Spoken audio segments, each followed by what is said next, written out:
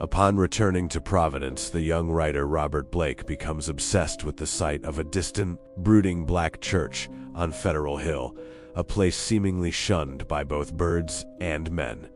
Despite the warnings of locals and chilling legends of a forbidden sect, he decides to investigate this sinister site, finding himself face to face with a desolate ruin where, according to lore, a monstrous entity once dwelt, something that can only be held at bay by light. The afternoon sun came out from behind dispersing clouds, but seemed unable to light up the stained, sooty walls of the old temple that towered on its high plateau. It was odd that the green of spring had not touched the brown, withered growths in the raised, iron-fenced yard. Blake found himself edging nearer the raised area and examining the bank wall and rusted fence for possible avenues of ingress. There was a terrible lure about the blackened fane which was not to be resisted. The fence had no opening near the steps, but around on the north side were some missing bars. He could go up the steps and walk around on the narrow coping outside the fence till he came to the gap. If the people feared the place so wildly, he would encounter no interference. He was on the embankment and almost inside the fence before anyone noticed him. Then, looking down, he saw the few people in the square edging away and making the same sign with their right hands that the shopkeeper in the avenue had made. Several windows were slammed down, and a fat woman darted into the street and pulled some small children inside a rickety, unpainted house. The gap in the fence was very easy to pass through, and before long Blake found himself wading amidst the rotting, tangled growths of the deserted yard. Here and there, the worn stump of a headstone told him that there had once been burials in this field, but that, he saw, must have been very long ago. The sheer bulk of the church was oppressive now that he was close to it, but he conquered his mood and approached to try the 3 great doors in the facade. All were securely locked, so he began a circuit of the Cyclopean building in quest of some minor and more penetrable opening. Even then he could not be sure that he wished to enter that haunt of desertion and shadow, yet the pull of its strangeness dragged him on automatically. A yawning and unprotected cellar window in the rear furnished the needed aperture. Peering in, Blake saw a subterranean gulf of cobwebs and dust faintly lit by the western sun's filtered rays. Debris, old barrels, and ruined boxes and furniture of numerous sorts met his eye, though over everything lay a shroud of dust which softened all sharp outlines. The rusted remains of a hot air furnace showed that the building had been used and kept in shape as late as mid-Victorian times. Acting almost without conscious initiative, Blake crawled through the window and let himself down to the dust-carpeted and debris-strewn concrete floor. The vaulted cellar was a vast one, without partitions, and in a corner far to the right, amid dense shadows, he saw a black archway evidently leading upstairs. He felt a peculiar sense of oppression at being actually within the great spectral building, but kept it in check as he cautiously scouted about finding a still intact barrel amid the dust, and rolling it over to the open window to provide for his exit. Then, bracing himself, he crossed the wide, cobweb-festooned space toward the arch. Half choked with the omnipresent dust and covered with ghostly gossamer fibers, he reached and began to climb the worn stone steps which rose into the darkness. He had no light, but groped carefully with his hands. After a sharp turn, he felt a closed door ahead, and a little fumbling revealed its ancient latch. It opened inward, and beyond it, he saw a dimly illumined corridor lined with worm-eaten paneling. Once on the ground floor, Blake began exploring in a rapid fashion. All the inner doors were unlocked so that he freely passed from room to room. The colossal nave was an almost eldritch place with its drifts and mountains of dust over box pews, altar, hourglass pulpit, and sounding board, and its titanic ropes of cobwebs stretching among the pointed arches of the gallery and entwining the clustered Gothic columns. Over all this hushed desolation played a hideous leaden light as the declining afternoon sun sent its rays through the strange, half-blackened panes of the great apsidal windows. The paintings on those windows were so obscured by soot that Blake could scarcely decipher what they had represented. But from the little he could make out, he did not like them. The designs were largely conventional, and his knowledge of obscure symbolism told him much concerning some of the ancient patterns. The few saints depicted bore expressions distinctly open to criticism, while one of the windows seemed to show merely a dark space with spirals of curious luminosity scattered about in it.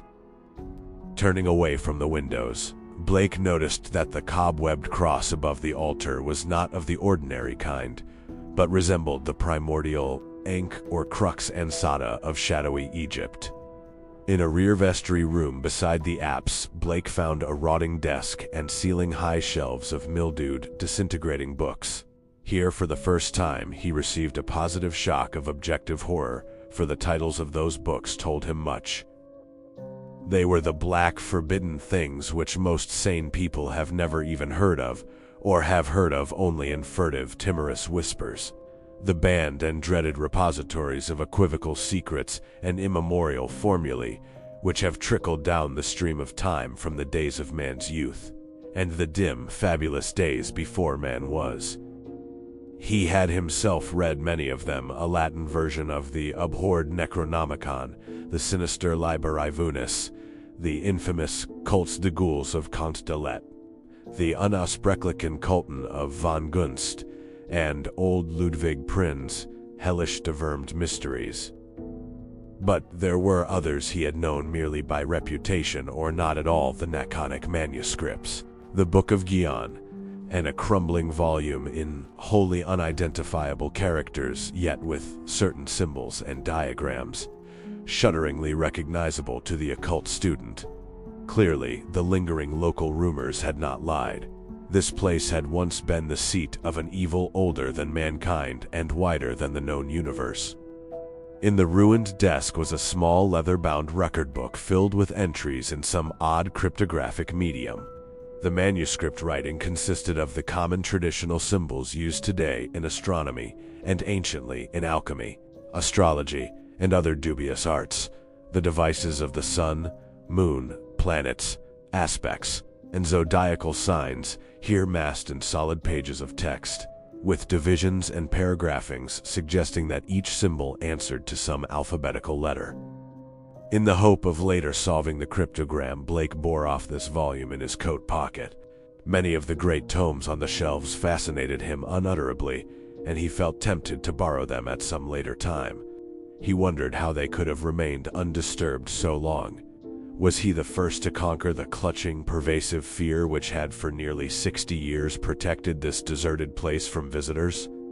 Having now thoroughly explored the ground floor, Blake plowed again through the dust of the spectral nave to the front vestibule, where he had seen a door and staircase presumably leading up to the blackened tower and steeple objects so long familiar to him at a distance.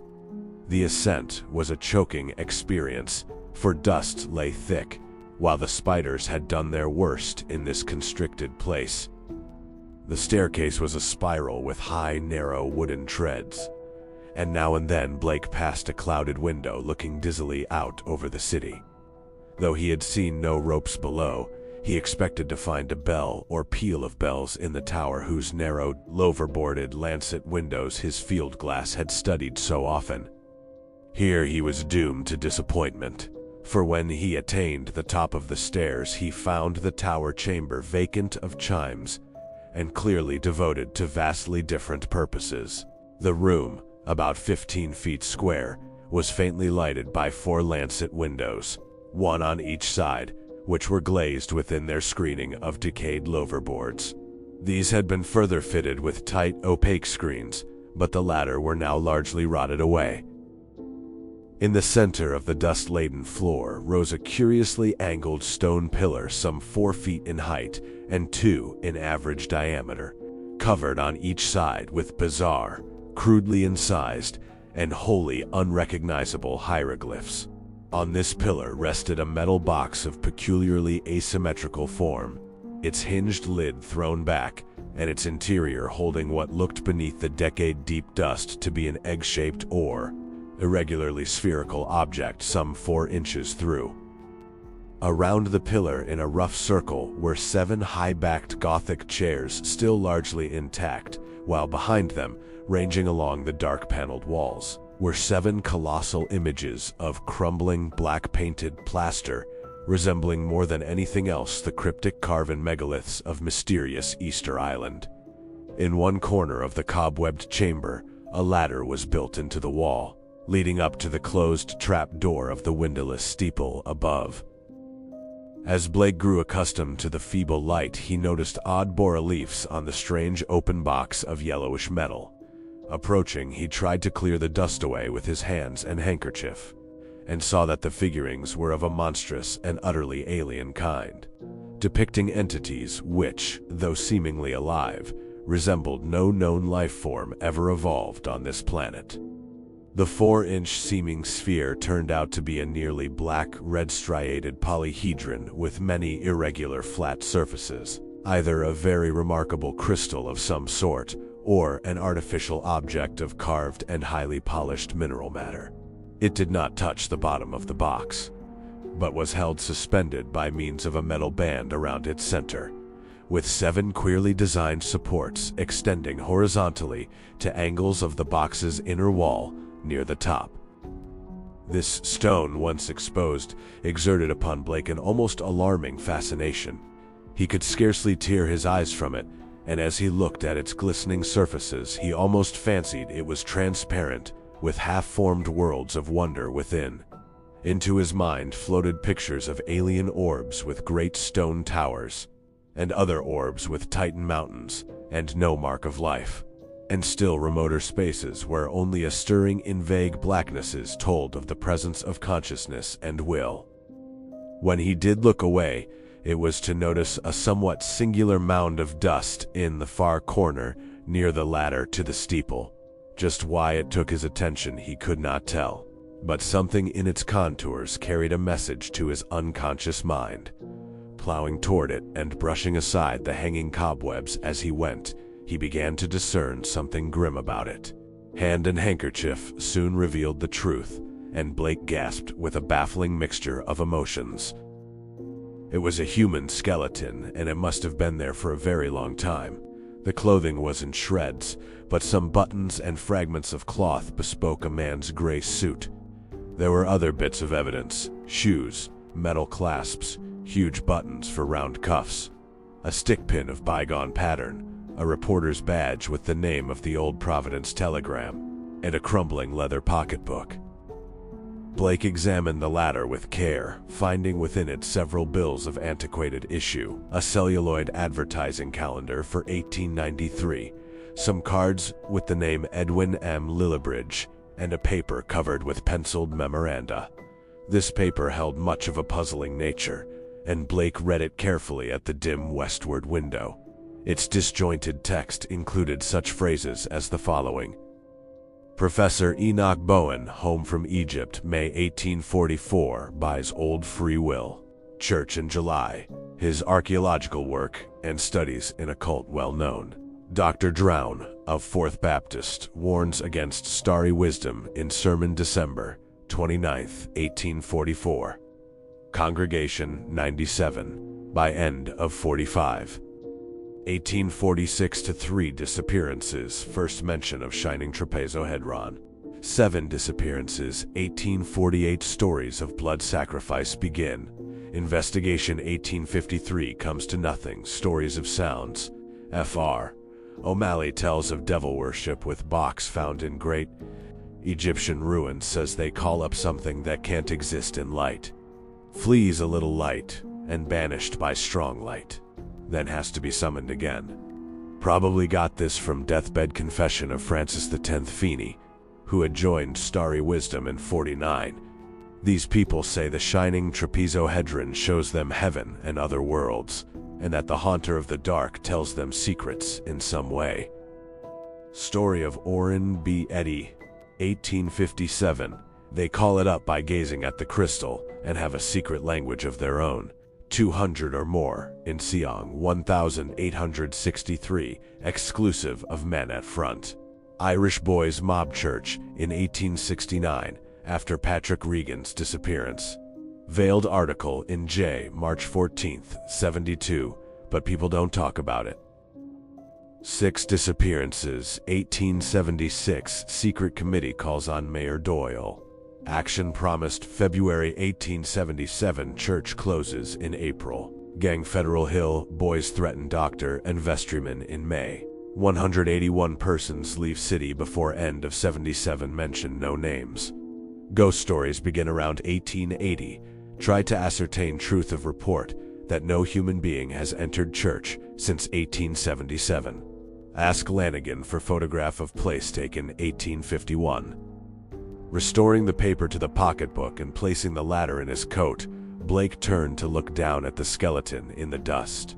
The implications of the notes were clear, and there could be no doubt but that this man had come to the deserted edifice 42 years before, in quest of a newspaper sensation, which no one else had been bold enough to attempt. Perhaps no one else had known of his plan. Who could tell? But he had never returned to his paper. Had some bravely suppressed fear risen to overcome him and bring on sudden heart failure? Blake stooped over the gleaming bones and noted their peculiar state. Some of them were badly scattered, and a few seemed oddly dissolved at the ends. Others were strangely yellowed, with vague suggestions of charring. This charring extended to some of the fragments of clothing. The skull was in a very peculiar state, stained yellow, and with a charred aperture in the top as if some powerful acid had eaten through the solid bone. What had happened to the skeleton during its 4 decades of silent entombment here, Blake could not imagine. Before he realized it, he was looking at the stone again, and letting its curious influence call up a nebulous pageantry in his mind. He saw processions of robed, hooded figures whose outlines were not human, and looked on endless leagues of desert lined with carved, sky-reaching monoliths. He saw towers and walls in nighted depths under the sea, and vortices of space where wisps of black mist floated before thin shimmerings of cold purple haze. And beyond all else, he glimpsed an infinite gulf of darkness where solid and semi-solid forms were known only by their windy stirrings, and cloudy patterns of force seemed to superimpose order on chaos and hold forth a key to all the paradoxes and arcana of the worlds we know.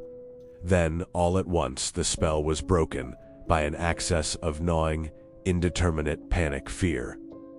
Blake choked and turned away from the stone, conscious of some formless alien presence close to him and watching him with horrible intentness. He felt entangled with something which was not in the stone, but which had looked through it at him, something which would ceaselessly follow him with a cognition that was not physical sight. Plainly, the place was getting on his nerves, as well it might in view of his gruesome find.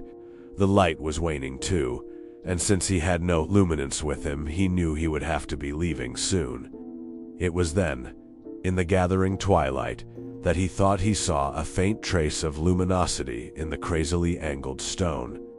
He had tried to look away from it, but some obscure compulsion drew his eyes back. Was there a subtle phosphorescence of radioactivity about the thing? What was it that the dead man's notes had said concerning a shining trapezohedron? What, anyway, was this abandoned lair of cosmic evil?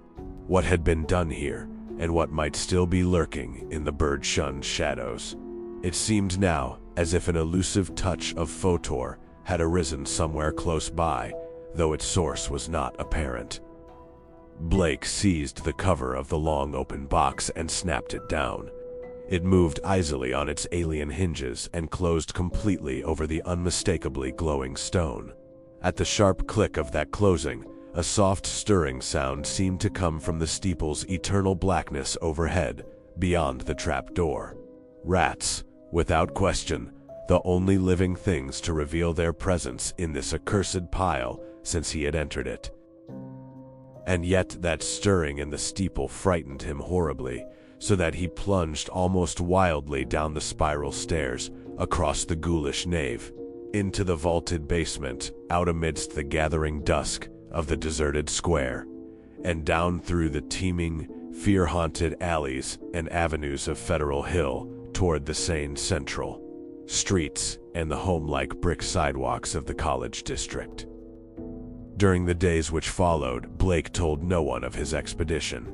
Instead, he read much in certain books, examined long years of newspaper files downtown, and worked feverishly at the cryptogram in that leather volume from the cobwebbed vestry room. The cipher, he soon saw, was no simple one, and after a long period of endeavor, he felt sure that its language could not be English, Latin, Greek, French, Spanish, Italian, or German. Evidently, he would have to draw upon the deepest wells of his strange erudition. Every evening, the old impulse to gaze westward returned, and he saw the black steeple as of yore amongst the bristling roofs of a distant and half-fabulous world. But now it held a fresh note of terror for him. He knew the heritage of evil lord masked, and with the knowledge his vision ran riot in queer new ways. The birds of spring were returning, and as he watched their sunset flights, he fancied they avoided the gaunt, lone spire as never before. When a flock of them approached it, he thought, they would wheel and scatter in panic confusion, and he could guess at the wild twitterings which failed to reach him across the intervening miles. It was in June that Blake's diary told of his victory over the cryptogram. The text was, he found, in the dark Aklo language used by certain cults of evil antiquity, and known to him in a halting way through previous researches. The diary is strangely reticent about what Blake deciphered, but he was patently awed and disconcerted by his results. There are references to a haunter of the dark waked by gazing into the shining trapezohedron, and insane conjectures about the black gulfs of chaos from which it was called. The being is spoken of as holding all knowledge and demanding monstrous sacrifices. Some of Blake's entries show fear lest the thing, which he seems to regard as summoned, stalk abroad, though he adds that the streetlights form a bulwark which cannot be crossed. Of the shining trapezohedron he speaks often, calling it a window on all time and space, and tracing its history from the days it was fashioned on Dark Yugath before ever the Old Ones brought it to Earth.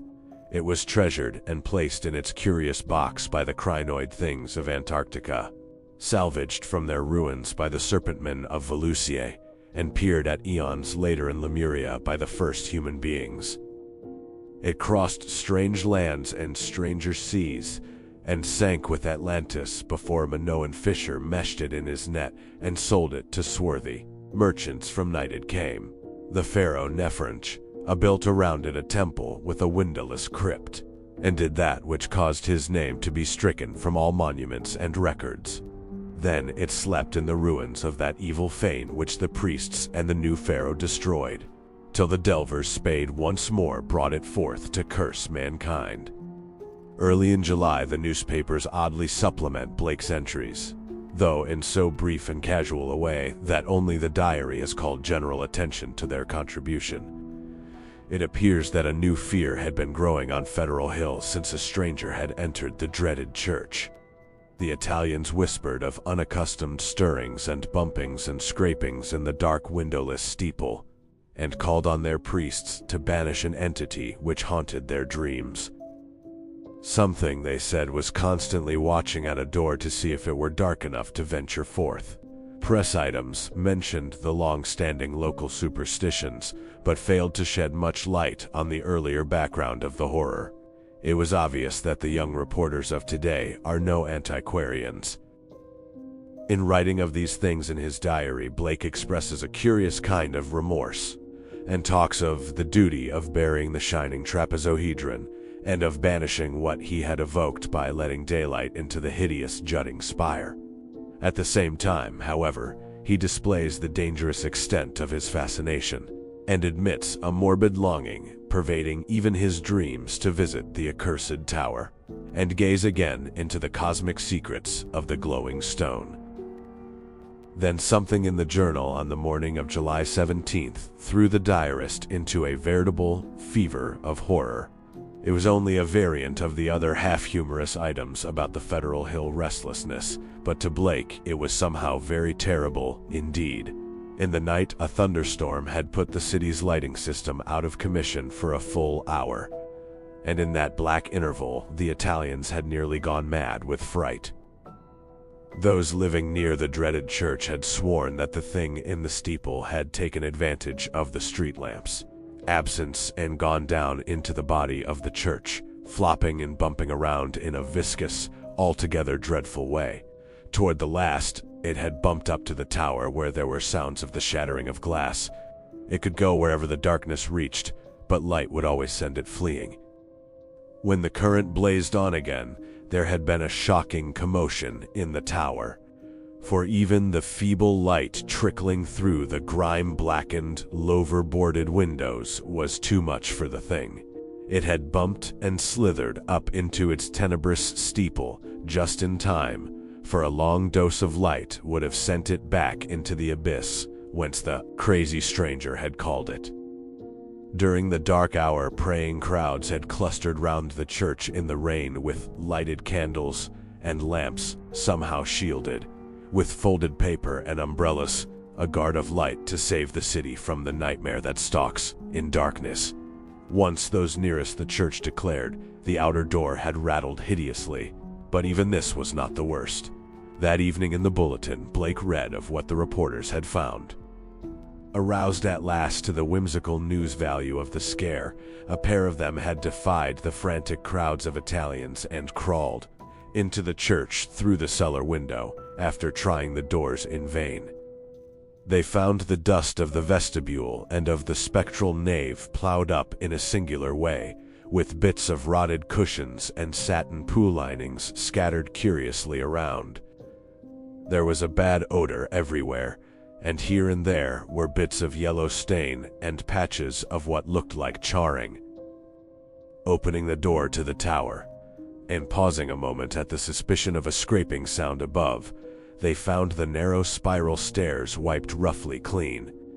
In the tower itself, a similarly half-swept condition existed. They spoke of the heptagonal stone pillar, the overturned Gothic chairs, and the bizarre plaster images. Though, strangely enough, the metal box and the old mutilated skeleton were not mentioned. What disturbed Blake the most, except for the hints of stains and charring and bad odors, was the final detail that explained the crashing glass.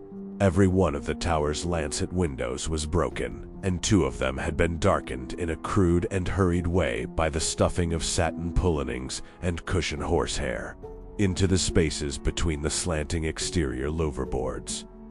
More satin fragments and bunches of horsehair lay scattered around the newly swept floor, as if someone had been interrupted in the act of restoring the tower to the absolute blackness of its tightly curtained days.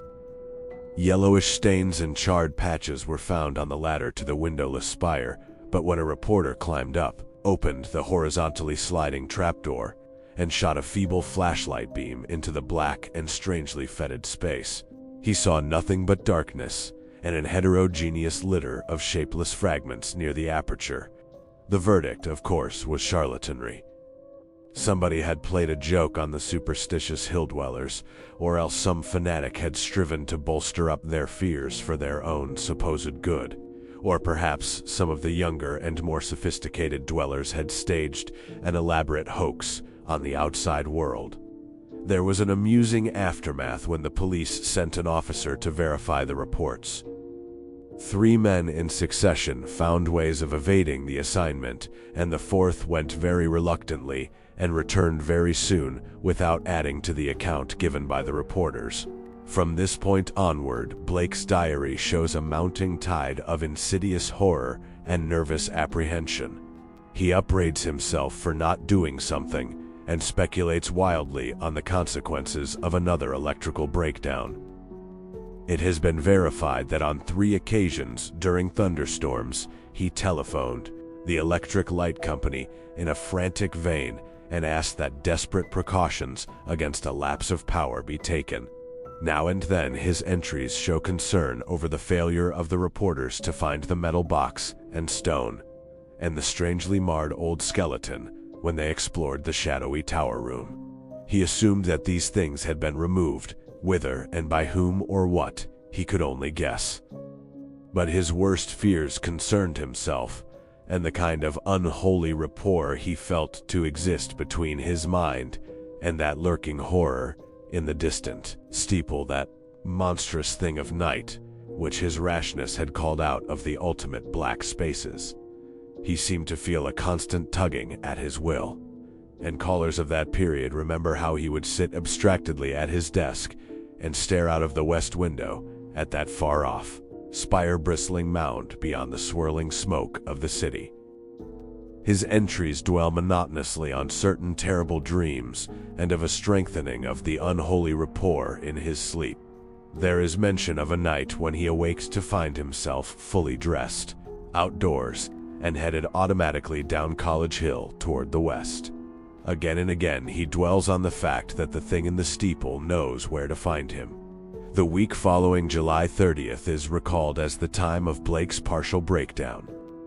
He did not dress and ordered all his food by telephone.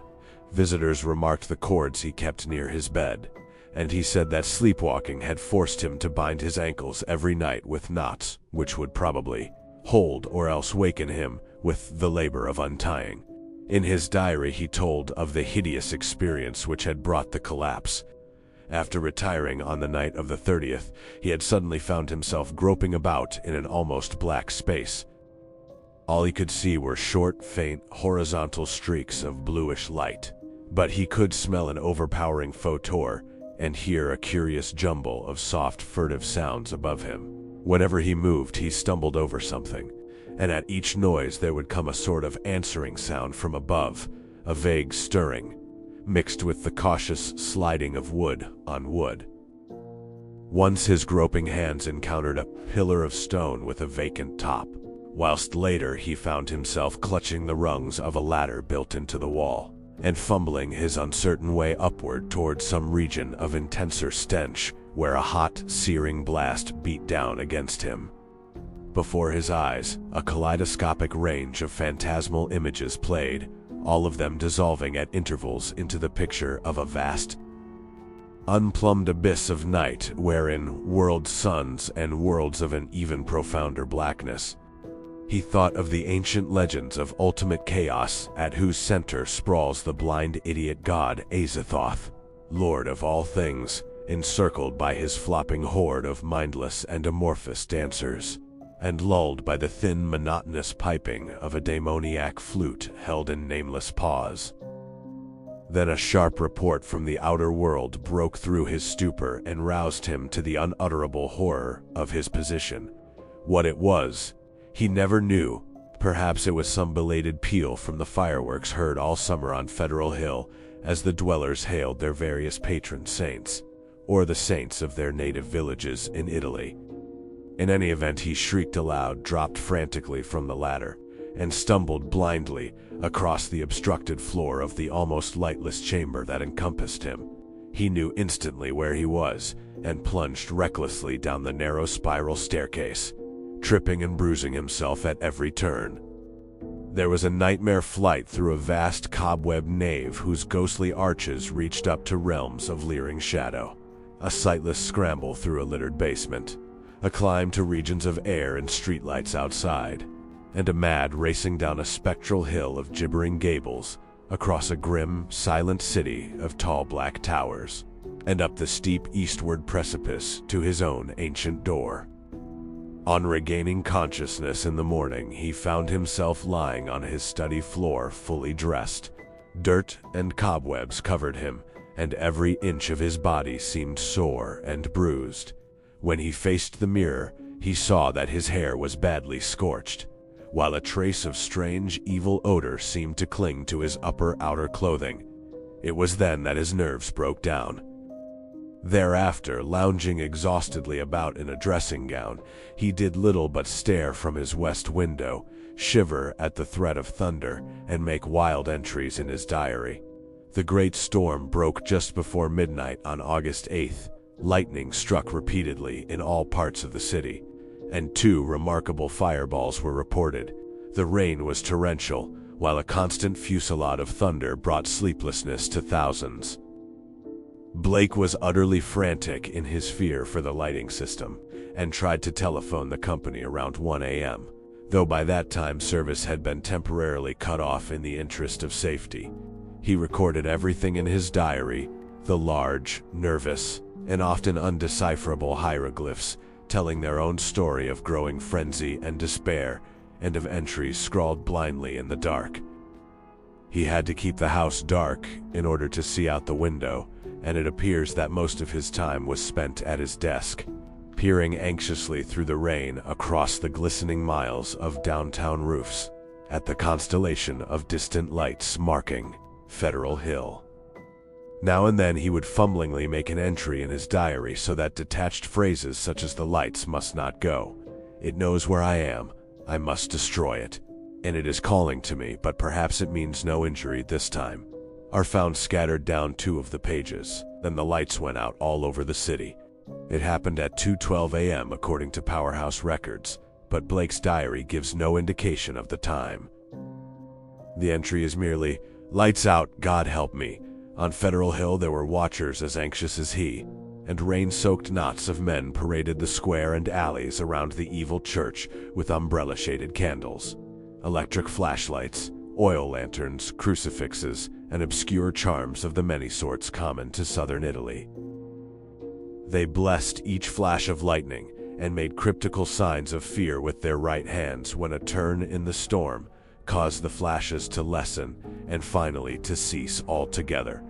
A rising wind blew out most of the candles so that the scene grew threateningly dark. Someone roused Father Merluzzo of Spirito Santo Church, and he hastened to the dismal square to pronounce whatever helpful syllables he could. Of the restless and curious sounds in the blackened tower, there could be no doubt whatever.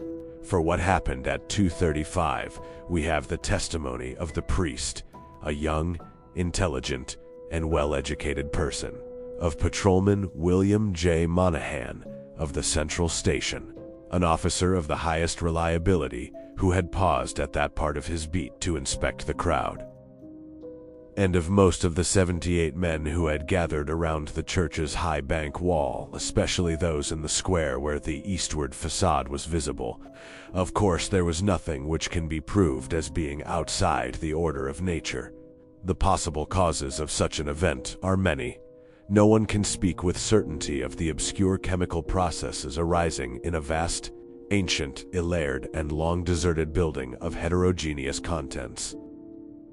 Mephitic, vapor, spontaneous combustion pressure of gases born of long decaying, one of numberless phenomena, might be responsible. And then, of course, the factor of conscious charlatanry can by no means be excluded. The thing was really quite simple in itself, and covered less than 3 minutes of actual time. Father Merluzzo, always a precise man, looked at his watch repeatedly. It started with a definite swelling of the dull fumbling sounds inside the black tower.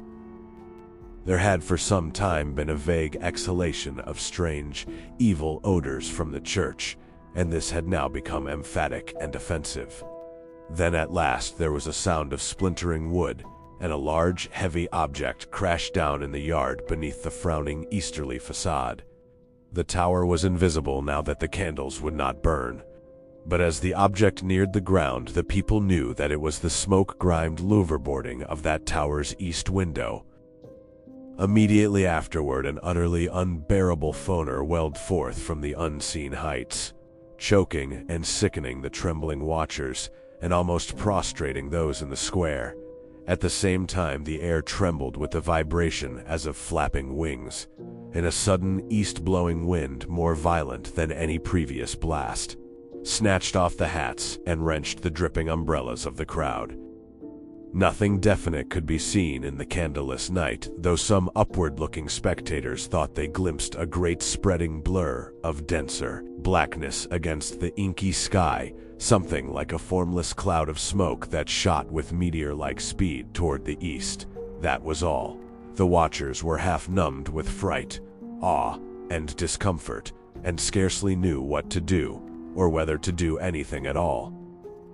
Not knowing what had happened, they did not relax their vigil, and a moment later they sent up a prayer as a sharp flash of belated lightning, followed by an ear-splitting crash of sound, rent the flooded heavens. Half an hour later the rain stopped, and in 15 minutes more the streetlights sprang on again, sending the weary, bedraggled watchers relievedly back to their homes. The next day's papers gave these matters minor mention in connection with the general storm reports.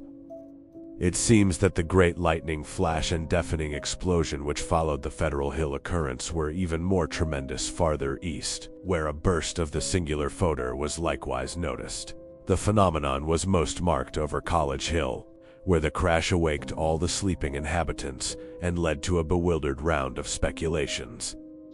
Of those who were already awake, only a few saw the anomalous blaze of light near the top of the hill, or noticed the inexplicable upward rush of air which almost stripped the leaves from the trees and blasted the plants in the gardens. It was agreed that the lone sudden lightning bolt must have struck somewhere in this neighborhood, though no trace of its striking could afterward be found. A youth in the Tau Omega fraternity house thought he saw a grotesque and hideous mass of smoke in the air just as the preliminary flash burst, but his observation has not been verified.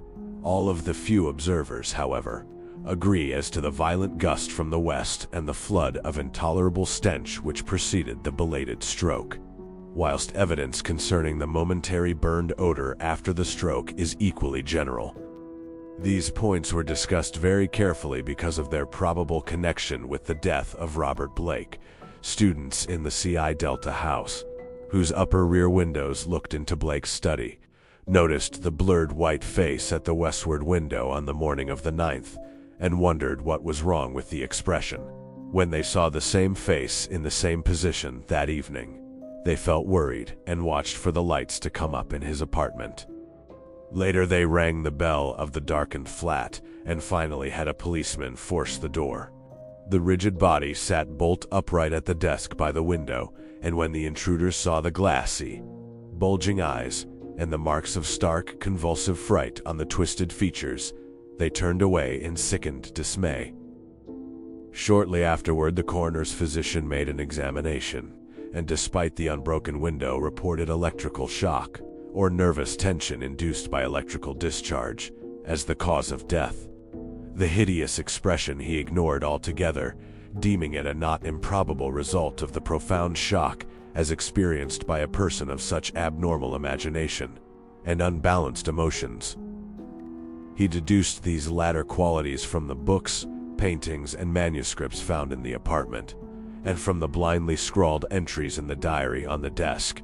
Blake had prolonged his frenzied jottings to the last, and the broken pointed pencil was found clutched in his spasmodically contracted right hand. The entries after the failure of the lights were highly disjointed and legible only in part. From them, certain investigators have drawn conclusions differing greatly from the materialistic official verdict, but such speculations have little chance for belief among the conservative.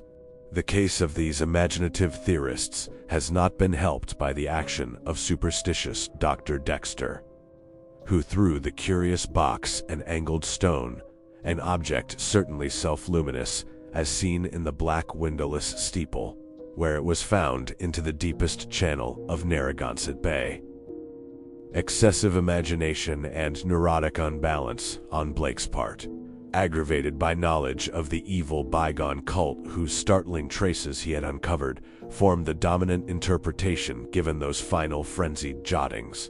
These are the entries, or all that can be made of them. Light still out, must be 5 minutes now. Everything depends on lightning. Yadeth grant it will keep up. Some influence seems beating through it. Rain and thunder and wind deafen. The thing is taking hold of my mind. Trouble with memory. I see things I never knew before. Other worlds and other galaxies. Dark. The lightning seems dark, and the darkness seems light. It cannot be the real hill and church that I see in the pitch darkness. Must be retinal impression left by flashes. Heaven grant the Italians are out with their candles if the lightning stops. What am I afraid of? Is it not an avatar of Nyarlathotep, who in antique and shadowy Chem even took the form of man? I remember Yugoth and more distant Shagai, and the ultimate void of the black planets. The long winging flight through the void cannot cross the universe of light, recreated by the thoughts caught in the shining trapezohedron. Send it through the horrible abysses of radiance. My name is Blake Robert Harrison Blake of 620 East Knapp Street, Milwaukee, Wisconsin. I am on this planet. Oizathoth, have mercy. The lightning no longer flashes horrible. I can see everything with a monstrous sense that is not sight. Light is dark, and dark is light. Those people on the hill guard candles and charms. They're priests. Sense of distance gone. Far is near, and near is far. No light, no glass. See that steeple, that tower window can hear Roderick. Usher, mad or going mad. The thing is stirring and fumbling in the tower. I am it, and it is I. I want to get out. Must get out and unify the forces. It knows where I am. I am Robert Blake, but I see the tower in the dark. There is a monstrous odor, senses transfigured, boarding at that tower window, cracking and giving way. Eek, Guy, Eeg. I see it coming here. Hell, wind, titan, blur black wings. Yog Sothoth, save me. The three-lobed burning eye.